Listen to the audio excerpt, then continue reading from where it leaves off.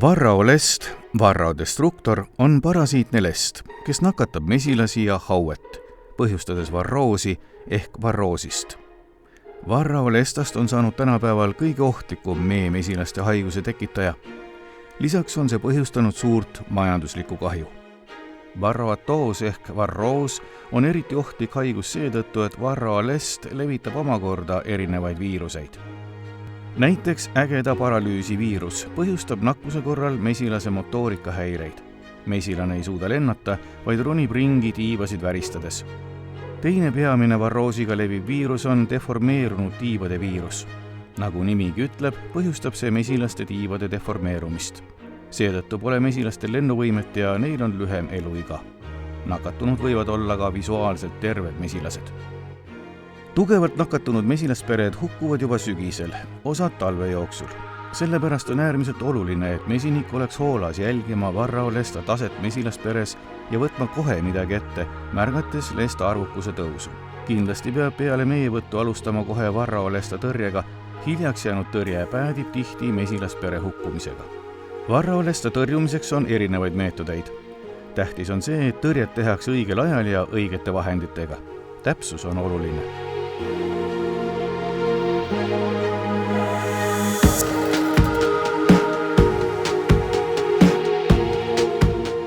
Palju on kasutatud sünteetilisi tõrjevahendeid, kuid kahjuks mõni mesinik ikka loodab apistani peale, kus toimeaineks on taufluvalinaat. Kahjuks tekib Varrao lestadel üsna ruttu sünteetiliste tõrjevahendite vastu resistentsus. Selle asemel kasutatakse paljudes riikides varroosi tõrjeks orgaanilisi happeid ja eeterlike õlide baasil tehtud tooteid. Hapetega töötamisel tuleb kasutada isikukaitsevahendeid, happekindlaid kindaid, poolmaski prillidega või täismaski happefiltritega. Üheks happeks on sipelghappe, mida paljud mesinikud veel ei julge kasutada, kuna sellega seostatakse mesilasemude hukkumist. Sipelghappe puhul on oluline tema nii-öelda kangus. Varasemalt kasutati 85% sipelghapet, soovituslik on 65%. 85% sipelghappe lahjendatakse eelnevalt veega 65%-liseks. Selleks võetakse 1 liitri happe kohta 300 milliliitrit vett. Happe kallatakse alati vette, mitte vastupidi. Valmistame sipelghappe aeglase aurustamise meetodi jaoks lappe. Selleks on meil siin kõigepealt muidugi sipelghappe. Üldjuhul müüakse kaubanduses 85%-list sipelghapet ja mis on mesilaste jaoks natukene kange, mesilasemad võivad teinekord hukkuda seetõttu. Ja sellepärast peaks kõigepealt happe lahjendama veega 65%-liseks. Valmistame siis sellise koti ette. Ühe sellise paki jaoks oleks hea 1,5-kordne nii-öelda, et on terve majapidamislapp ja siis lõikame veel pooleks, siis paneme nüüd selle lapi siia koti sisse. Nii, nüüd on lapp ilusti olemas ja see on tänu sellele grippsüsteemile siis suletav. Sipelghappe on meil nüüd sellises kanistris, kust on võimalik siis süstlaga seda hapet välja imeda. On selline süsteem, kus on siis voolik ja raskus, et on võimalik põhjast seda imada. Siis on meil turvalisuse jaoks kindad, põll ja respiraator. Asetame siis respiraatori pähe seda tööd tehes.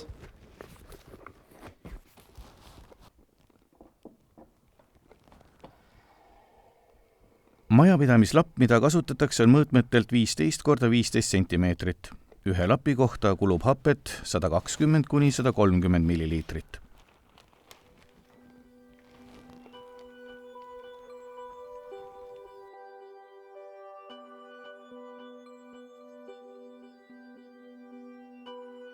happelapp paigutatakse lendlast vaadates taru tagumisse ossa, kärjeraamide peale.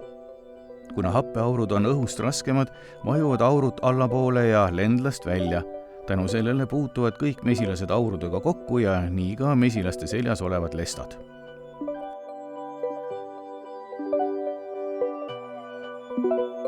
Kiiraurustumise meetodi jaoks lõigatakse majapidamislapist 5–7 cm laiune riba, mis asetatakse kärjeraamide peale, tagumisosa keskele. Sipelghappe kantakse lapile doseerimissüstla abil. Peale doseerimist kaetakse kärjeraamid kilega, et happe õhku ei haihtuks. 10 langstrot või Eesti raamimõõtu kärjeraamiga mesilaspere kohta kulub 25 ml sipelghapet. 20 kärjeraamiga mesilaspere kohta 40 ml. 2 Farrar raamimõõtu korpusel olevale mesilasperele 35 ml. Meetod sobib kasutamiseks nii korpustarus kui ka lamavtarus. Protseduuri korratakse 3-4 korda 3-4 päevaste vahedega. Sellist protseduuri on soovitav teha kevadel, maikuus, kui ilmad on juba soojemad või augustis peale mee võtmist koos esimese söötmiskorraga. Soovituslik välisõhu miinimumtemperatuur on 12 kraadi, kui temperatuur on madalam, ei toimu piisavat happe aurustumist ja tõrje jääb käsiseks. Välisõhu maksimaalne temperatuur võib olla kuni 20 kraadi. Kui päeval on soojem, siis tuleb oodata õhtuni ja teha alles siis protseduurid. Liiga kõrge temperatuuri korral happe aurustub liiga intensiivselt, mis võib põhjustada haudme, samuti mesilaste hukkumist. Oblikhappe vesilahuse valmistamiseks segatakse omavahel 1 liiter vett ja 30 grammi oblikhapet. Saadud lahusega pihustatakse sülemid, kärgedel olevad mesilased 3–4 milliliitrit ühele kärja poolele. Seda on soovitav teha mais-juunis. Kindlasti tuleb kasutada isikukaitsevahendeid ja vältida happete sattumist mee sisse. Üks varratoosi tõrjumise meetodeid on tümooliriba.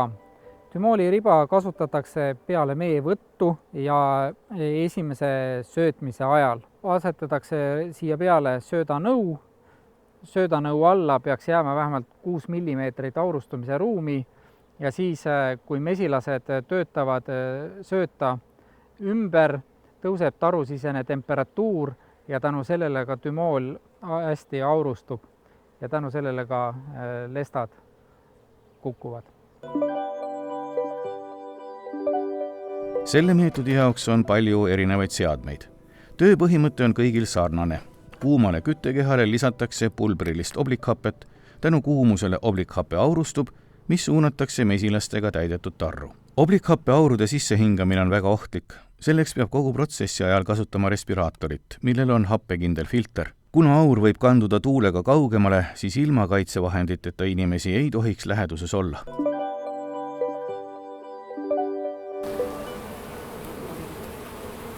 Seade vajab käitamiseks elektrigeneraatorit. Mahuti täidetakse oblikhappega 2 grammi, seade soojendatakse töötemperatuurini, kui see on saavutatud, keeratakse seade õiget pidi, happe kukub küttekehale ja algab oblikhappe sublimeerumine. Protsess võtab aega umbes minuti. Protsessi ajal peab kasutama isikukaitsevahendeid.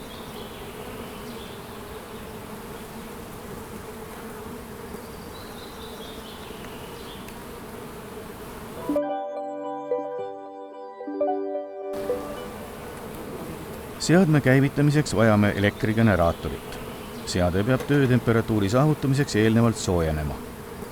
Seejärel asetame seadme toru otsa lennuavasse, avame toru peal oleva luugi ja kallame mõõdetud koguse oblikhapet küttekehale. Sulgeme luugi. Ühekordselt kulub oblikhapet 15–20 grammi. Protseduur kestab 2 minutit.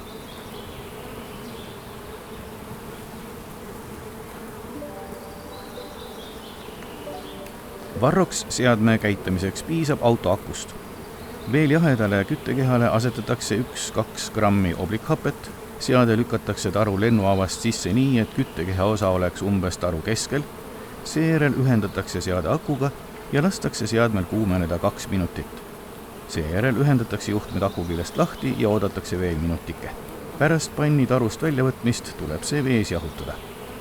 Peale seda võib protsessi jätkata järgmise mesilaspere juures.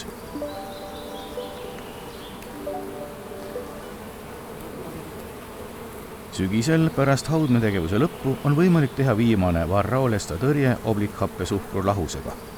Sellega lahustatakse 1 liitris soojas vees 75 grammi oblikhapet ja 1 kilogramm suhkrut.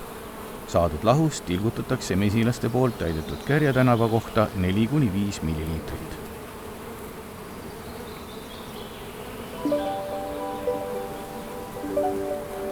Üks võimalus mesilaspere lestasusest infot saada on monitoorimine. Selleks näiteks korpustaru, mis on võrkpõhjaga, siis võrgu alla asetame plaadi ja selle järgi on meil võimalus kontrollida näiteks siis lestade loomulikku surevust, et palju neid sureb ööpäevas, ja teine võimalus siis monitoorida tõrje ajal, et kui me teeme mingi varratõrjet, asetame plaadi alla ja näiteks nädala jooksul või paari nädala jooksul me näeme, et palju siis lestasid on surnud ja sellele plaadile langenud. Jälgida tuleb lestade loomulikku suremust ööpäevas juuli lõpust augusti keskpaigani. Kui leitakse ööpäevas kuni 15 lesta mesilaspere kohta, tuleb teostada tavaline tõrje augustis. Kui 15 ja rohkem lesta, tuleb teha tugevdatud tõrje augustis.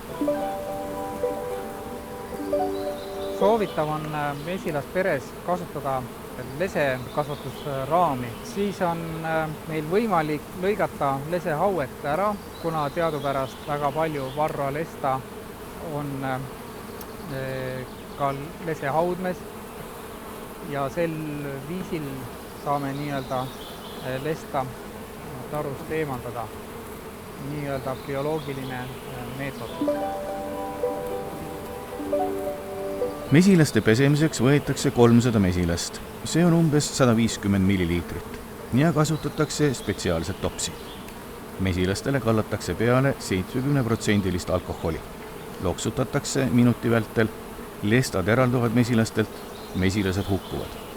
Saadud lestade koguse järgi on võimalik hinnata mesilaspere seisundit. Kuni 4 lesta tuleb teha tavaline tõrje augustis. 5 ja rohkem lesta tuleb teha tugevdatud tõrje augustis.